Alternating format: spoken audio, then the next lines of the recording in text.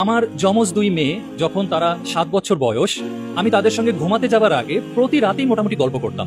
একদিন আমার গল্প করতে ইচ্ছা করলো না, বরং আমার ইচ্ছা করলো ওদেরকে একটা কঠিন প্রশ্ন করব।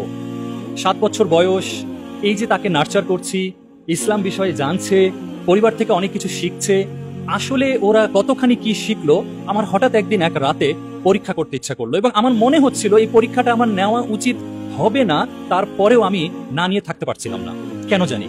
ঘটনাটা এমন, আমি আমার দুই মেয়ে, আবার বলি মনে মনে কল্পনা করবেন কিন্তু 7 বছর বয়সের দুজন শিশু, যথেষ্ট ছোট। তা আমি ওদেরকে জিজ্ঞেস করলাম, আচ্ছা আম্মু, ধরে নাও তোমরা অনেক বড় হয়ে গেছো এবং তোমরা রাষ্ট্রের গুরুত্বপূর্ণ দায়িত্ব পেয়ে গেছো। তো ওরা দুজন হাসে।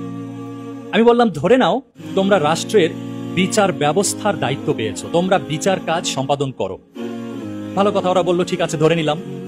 তারপরে বললাম, একটা খবর বের হলো যে রাষ্ট্র থেকে, রাষ্ট্রের কোষাগার থেকে রাষ্ট্রের প্রচুর হাজার হাজার কোটি কোটি টাকা চুরি হয়েছে, লুটপাট হয়েছে, এবং এটা নিয়ে তো অনেক খোঁজ খবর চলছে।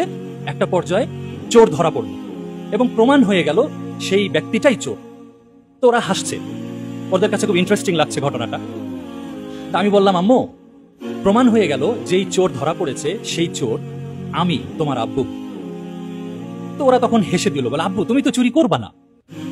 আমি বললাম, হ্যাঁ আমি চুরি করবো না, কিন্তু ধরে নাও এমনটাই হলো, তোমরা বড় হয়ে গেছো, রাষ্ট্রের বিচারের দায়িত্ব পেয়েছো এবং রাষ্ট্রের কোষাগার থেকে অনেক টাকা চুরি হয়েছে, এতে অনেক মানুষের অনেক ক্ষতি হয়েছে এবং আমি তোমার আব্বু সেই চোর।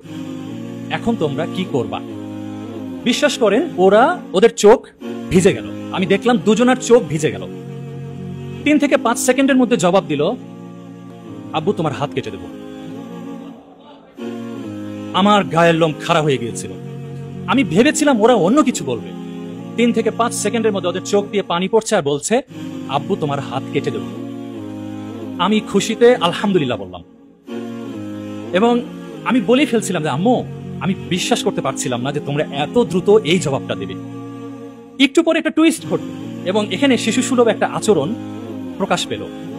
এবং এভাবে আমিও কোনোদিন চিন্তা করি নাই। আমরাও কিশোর বয়স থেকে শুনেছি চোরের হাত কাটা, চোরের হাত কাটা, এটা শুনে এসেছি, কিন্তু কোনোদিন এটা নিয়ে আরো এক স্টেজে চিন্তা করা যায় কোনোদিন করি নাই। আসলে এটারও কারণ হলো আমাদের গার্ডিয়ানরা আমাদেরকে না চিন্তাশীল করে গড়ে তোলে না। এই পয়েন্টটা আমার থাকবে আজকের আলোচনা, যে শিশুদেরকে চিন্তাশীল করে গড়ে তুলতে হবে। তা আমাকে বলছে, আব্বু চোরের হাত কাটার পরে কি তার চিকিৎসা দেওয়া যায়? খুবই ইন্টারেস্টিং। এবং আমিও নতুন করে চিন্তা করলাম, তাই তো আমরা ছোটবেলা থেকে শুনে এসেছি চোরের হাত কাটতে হবে, কিন্তু তারপরে কি করতে হবে? হাতটা কি ডাস্টবিনে ফেলে দিতে হবে? হাতটা কি তারপরে অন্য কিছু করতে হবে, নাকি কি করতে হবে সেই চোরকে? বলছে চোরের হাত কাটার পর কি তার চিকিৎসা করা যায়? তা আমি বললাম, আম্মু ইসলামিক বিধান কি, এটা নিয়ে আমি চিন্তাই করি নাই, কিন্তু আমার যতটুকু জ্ঞান আছে, হ্যাঁ মনে হচ্ছে তার শাস্তিটা দেওয়ার পর এবার একজন নাগরিক হিসেবে তার চিকিৎসা দেওয়া যেতে পারে। আমি তখন এভাবে বলেছিলাম। তখন আমার মেয়েরা বলল, আব্বু আমরা কিভাবে তাহলে তোমার হাত কাটবো বলে দিই। কিভাবে? বলে আমরা একজন তোমার হাতটা ধরে থাকবো আর একজন তোমার হাতটা কাটবো। বলে কেন? বলে যেন তোমার হাতটা মাটিতে পড়ে না যায়। বলে কেন?